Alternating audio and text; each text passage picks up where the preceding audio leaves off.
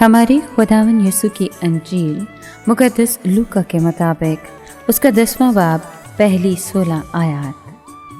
اس کے بعد خداوند نے 72 اور مقرر کیے اور انہیں دو دو کر کے ہر شہر اور گاؤں کو اپنے آگے بھیجا جہاں وہ خود جانے کو تھا، اور وہ ان سے کہتا تھا کہ فصل تو بہت ہے پر مزدور تھوڑے ہیں، اس لیے فصل کے مالک کی منت کرو کہ وہ اپنی فصل کاٹنے کے لیے مزدور بھیج دے۔ جاؤ، دیکھو میں تمہیں جیسے بروں کو بھیڑیوں کے درمیان بھیجتا ہوں۔ نہ بٹوا لے جاؤ، نہ تھیلی، نہ جوتی، اور راہ میں کسی کو سلام نہ کرو، اور جس کسی گھر میں داخل ہو پہلے کہو کہ اس گھر کو سلام۔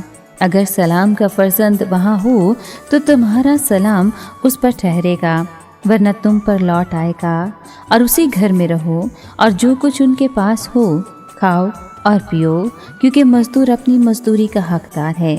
گھر گھر نہ پھر، اور جس کسی شہر میں داخل ہو اور جہاں تمہیں قبول کیا جائے تو جو کچھ تمہارے سامنے رکھا جائے کھاؤ، اور وہاں کے بیماروں کو شفا دو، اور ان سے کہو کہ خدا کی بادشاہی تمہارے نزدیک آ پہنچی ہے۔ لیکن جس کسی شہر میں تم داخل ہو جہاں تمہیں قبول نہ کیا جائے، وہاں کے کوچوں پر جا کر کہو کہ ہم اس گرد کو بھی جو تمہارے شہر سے ہمارے پاؤں پر پڑی ہے تم پر جھاڑ دیتے ہیں، مگر یہ جانو کہ خدا کی بادشاہی نزدیک آ پہنچی ہے۔ میں تم سے کہتا ہوں کہ سدوم کا حال اس شہر کے نسبت زیادہ قابل برداشت ہوگا۔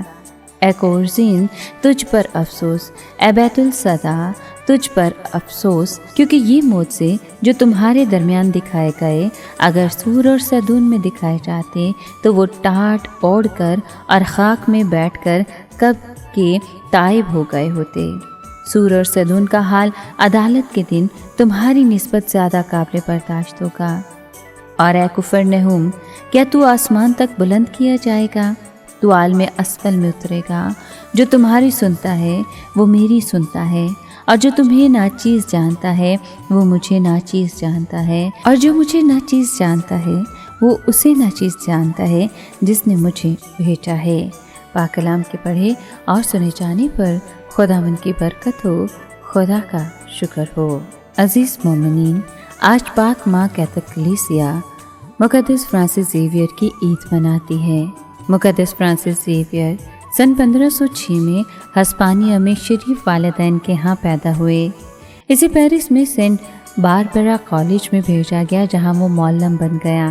اس نے مقدس اگنیشیس اور 4 دوسرے نوجوانوں سے شرکت کر لی اور روحوں کی تبدیلی کے لیے کام کرنے کا عہد کیا۔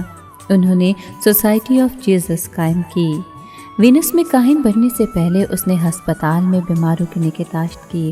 پرتگال کے شہنشاہ نے ہندوستان میں اشاعت ایمان کے لیے 6 مشنریوں کو بھیجنا چاہا۔ ان 6 مشنریوں میں فرانسس بھی شامل تھا۔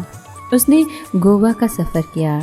اس نے یہاں بیماروں کی دیکھ بھال کی اور کلیسیا میں تعلیم سکھائی۔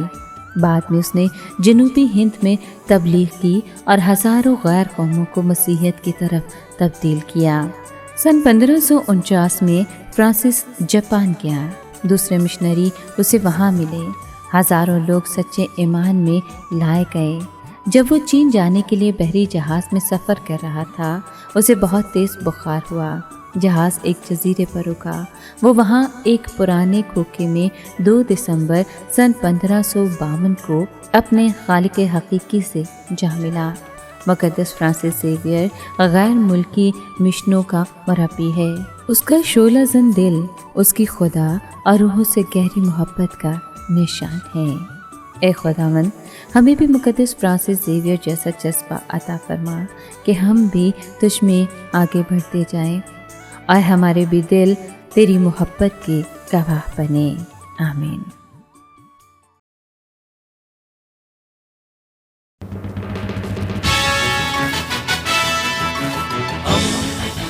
دوستی کا پیمبر، ریڈیو ویریتاس ایشیا۔